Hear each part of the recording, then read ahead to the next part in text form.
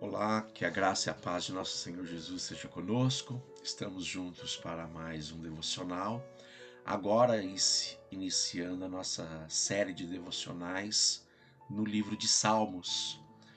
E interessante pensar em Salmos da perspectiva de que quem muitas vezes vai ter um primeiro contato com as Escrituras geralmente escolhem Salmos, pois trata-se de poesias, poemas, canções e orações hebreus, predominantemente muitas de suas autorias atribuídas a Davi, mas dentre outros personagens do Antigo Testamento. O livro de Salmos, a princípio, ele não foi composto já em sua unidade, ele foi unificado predominantemente no exílio, quando os israelitas foram levados cativos para a Babilônia, e naquele período de 70 anos no exílio e posteriormente retornando do exílio, é que de uma forma intencional todos os poemas, canções, orações que estavam esparsos, eles foram reunidos de uma forma estrutural e unificados, compondo essa compilação que hoje temos como o livro de Salmos. Ele tem suas subdivisões internas. O livro de Salmo ele é subdividido em 5 livros, 5 porções, em que os primeiros 3 sublivros eles predominam uma expressão de lamentos por aflições, sofrimentos, angústias, orações que invocam a Deus por socorro, por auxílio, por refúgio, claro, consubstanciados com louvores também. Mas os primeiros 3 sublivros predomina-se o lamento com louvor, enquanto que os 2 últimos é o oposto. Há uma crescente no louvor, na adoração, no enaltecimento do Senhor Deus de Israel, pelas suas obras, pela sua grandeza, pelo seu infinito poder, e que culmina nos 5 últimos salmos como salmos de louvor e adoração, em que cada unidade, do Salmo 146 a 150, ele começa e termina com a palavra aleluia, que é uma abreviação para louvor a Yahvé. Aleluia significa louvem a Jeová, louvem a Javé.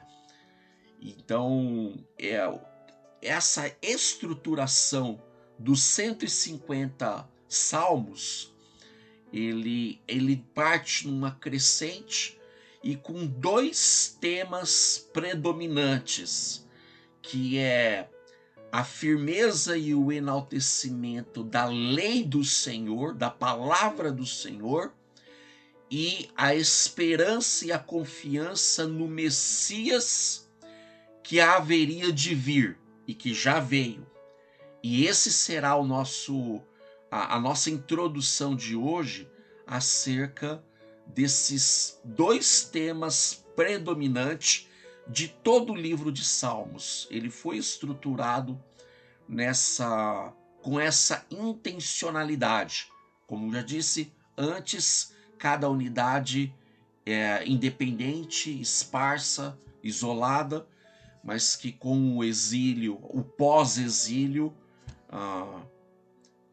os indícios sejam muito fortes de que tenha sido o sacerdote Esdras que fez essa compilação, mas que com essa ênfase, em dois temas principais: o enaltecimento da lei do Senhor, a Torá, que significa ensino, ensinar, e a esperança da vinda do Messias.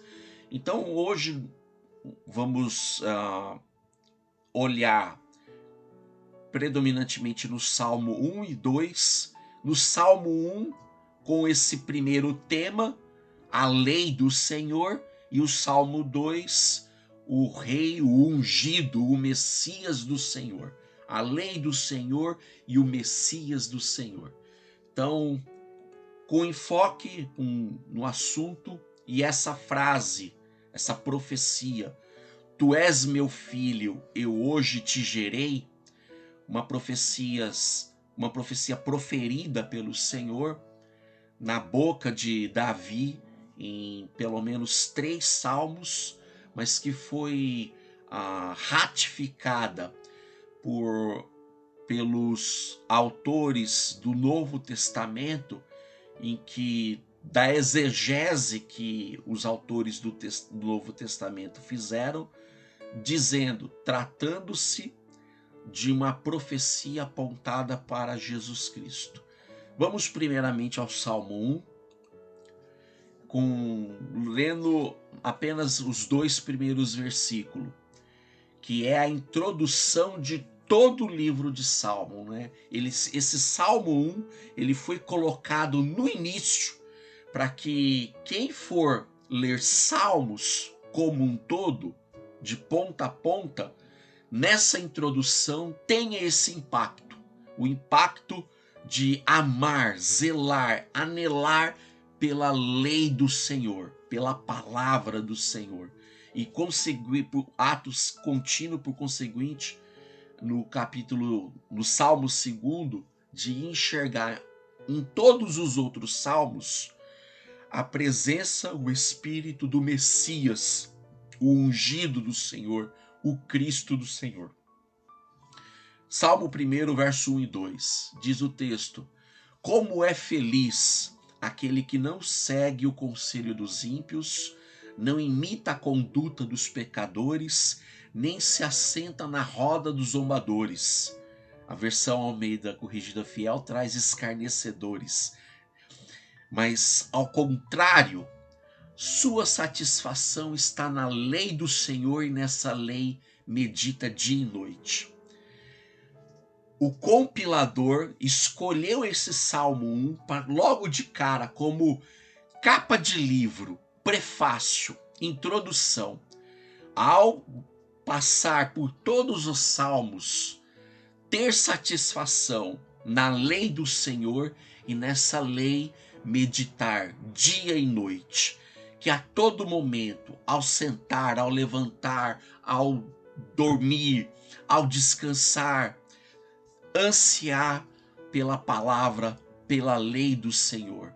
Então, partindo desse princípio em que há uma dualidade nesse Salmo 1, em que quem ama, quem tem prazer na lei do Senhor, ele é comparado a uma árvore plantada à beira de grandes águas, fontes que nutrem, e que a pessoa que ama, que tem anseio pela lei do Senhor, pela palavra do Senhor, vai ser nutrido por ela, como a árvore recebe através das suas raízes todos os nutrientes necessários para que seja uma árvore frondosa, com belas folhagens, que deem fruto no seu tempo. É nisso que o salmista compara aquele que ama, anseia e busca a palavra do Senhor a todo o tempo da sua vida, pensa nela a todo o tempo. E do contrário, ele fala que aqueles, como está no verso 1, que segue o conselho dos ímpios, a conduta dos pecadores, e fica cercado, como ele coloca, na roda dos escarnecedores, dos zombadores, do tipo que não querem compromisso com a vida e com nada. Esses são como que o vento, E aí o salmista os chamam de ímpios, aqueles que praticam e cometem impiedade. Pecadores, aqui precisamos fazer uma distinção. No Antigo Testamento, predominantemente, o termo era atribuído a todo aquele que não tem o Senhor como seu Deus. Já no Novo Testamento, esse conceito de pecadores ele é ampliado para toda a pessoa. Não que isso não fugisse do conceito no Antigo Testamento, apenas que do tipo, para que não haja confusão, que no Antigo Testamento, quando se fala sobre o caminho dos pecadores, como se houvesse pessoas que fossem pecadoras e não fosse. O Novo Testamento já dá essa maior clareza, não que isso escapasse do conceito do Antigo Testamento, porque até quando Paulo invoca em Romanos 3, não há um justo, nenhum sequer, não há ninguém que entenda, todos se extraviaram e juntamente se fizeram inúteis. Ele faz ali aquele recorte em Romanos 3, invocando muitos dos versículos de Salmos, Provérbios e Eclesiastes. Essa expressão, não há um justo, nenhum sequer, está em Eclesiastes. Mas quando ele fala, não há ninguém que entenda, que busque a Deus, todos se extraviaram e juntamente se fizeram inúteis, está em Salmos. Então nós vemos que todos somos pecadores, e porque somos pecadores, podemos aí então distinguir. Todos são pecadores, mas há pecadores perdoados e pecadores perdidos. Os perdoados são aqueles que confessaram os seus pecados, ao mesmo tempo reconhecendo carência de salvação em Cristo Jesus e reconheceram em Jesus o Messias, o Filho prometido por Deus, aquele a quem de Deus declarou: este é meu filho amado, em quem eu tenho prazer, em quem eu me comprazo. Este é meu filho, eu hoje o gerei. E o gerei, aqui nós vamos ver, Cristo declarado Filho de Deus pela sua ressurreição, ressuscitado dos mortos, declarado com poder mediante o Espírito, Filho de Deus. E nele temos essa esperança. Então, assim, o Salmo primeiro é um convite, um clamor, um apelo. Todos vocês amem, busquem, zelem pela lei do Senhor, pela palavra do Senhor, meditando nela dia e noite. Siga pelo caminho da palavra do Senhor e não pelo caminho da impiedade, pela conduta pecaminosa, pelo escárnio, zombaria, como quem não queira ter compromisso com a vida. Ter compromisso com a vida significa amar a palavra do Senhor. O enfoque, então, no Salmo 1 é o anelo pela palavra, pela lei do Senhor. E o Salmo 2 já dá o enfoque sobre o Messias, o Rei de Deus, a quem o Rei constituído por Deus para reinar sobre todo o povo de Deus. Recomendo a leitura de todo o Salmo, mas nesse recorte para nossa reflexão de hoje. Salmo 2, a partir do verso 4. Do seu trono nos céus, o Senhor põe-se a rir e caçoa de todos os reis da terra. Em sua ira os repreende e em seu furor os aterroriza, dizendo: eu mesmo estabeleci o meu rei em Sião, no meu santo monte. Proclamarei o decreto do Senhor. Ele me disse: tu és meu filho, eu hoje te gerei. Aqui o salmista dizendo: proclamarei o decreto do Senhor, pois ele me disse: tu és meu filho, eu hoje te gerei. Não que ele disse isso para o salmista, mas aqui é uma profecia de dupla referência, em que a princípio, porque a compreensão da profecia no passado ela estava limitada, todos no passado, no Antigo Testamento, entendiam que isso se aplicava ao rei constituído por Deus que se assentaria no trono de Sião, mas como se fosse a figura daquele rei. Só que todos os reis, eles eram mortais. Então entendia-se sobre a esperança do rei que se assentaria no trono de Sião, no trono de Israel, mas que seria um reino perpétuo. Eles então passaram a crescer na compreensão, não, haverá um rei que reinará por todos sempre, e esse rei é da descendência de Davi.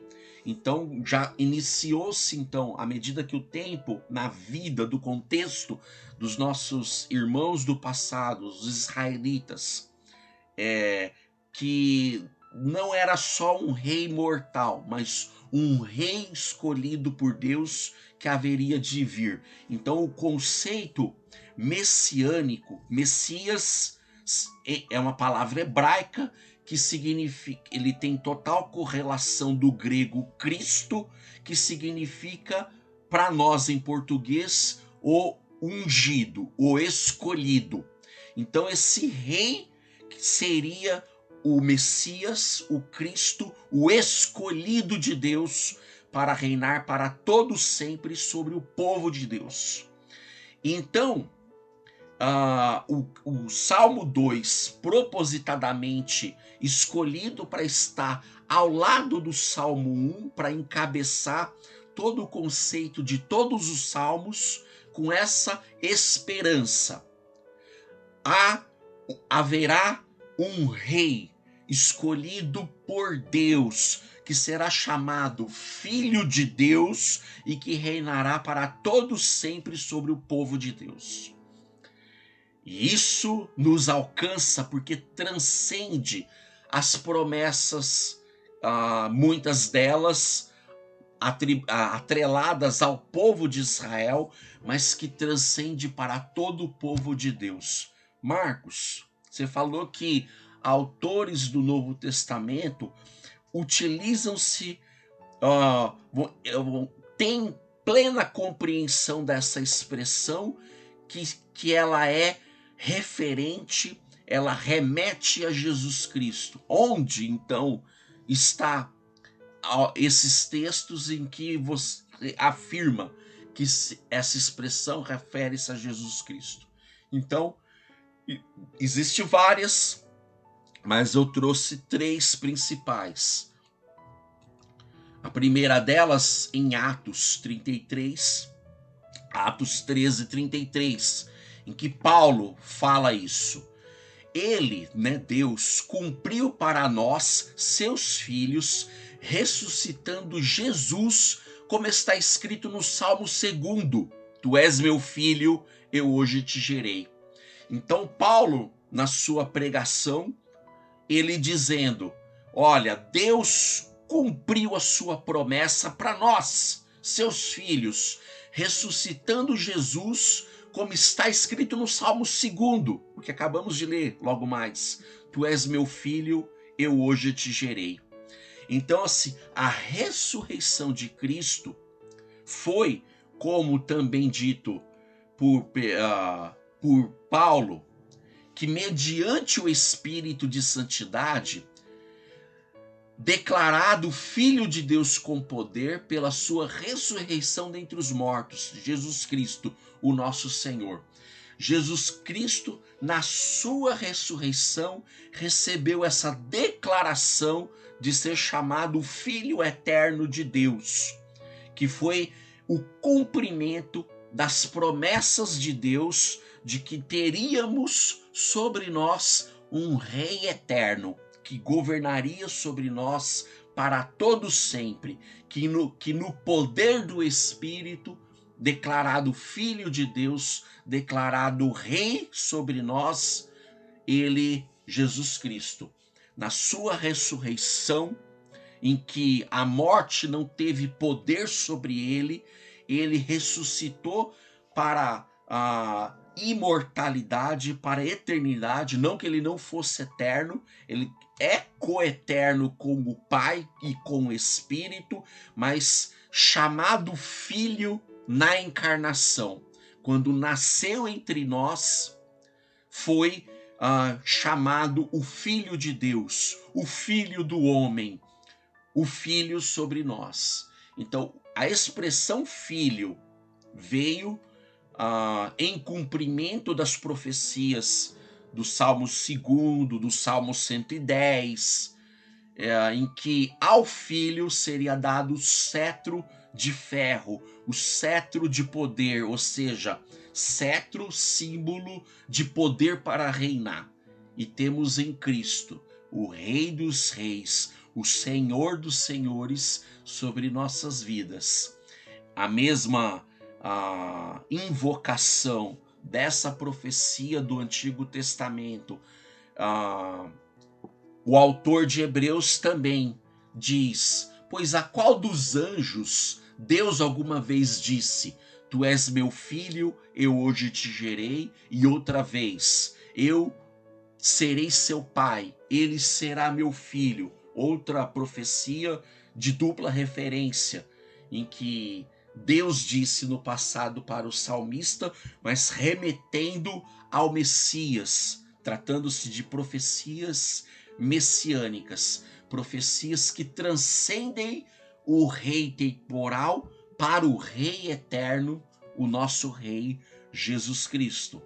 Ele é o Filho amado, no qual o Pai tem total prazer, se compraz nele, este Filho que reina sobre o trono dos nossos corações e há de reinar sobre o trono de toda a terra, em que por toda a eternidade, aqueles que, como diz o salmista no Salmo 1, ama a palavra do Senhor, a lei do Senhor, desfrutará da herança para os filhos de Deus. Jesus Cristo, declarado Filho de Deus com poder pela ressurreição dentre os mortos, o Filho eterno do Pai, que é o nosso Rei, o nosso Senhor. Por isso que todo enfoque, toda direção, todo o norte, a bússola das nossas vidas,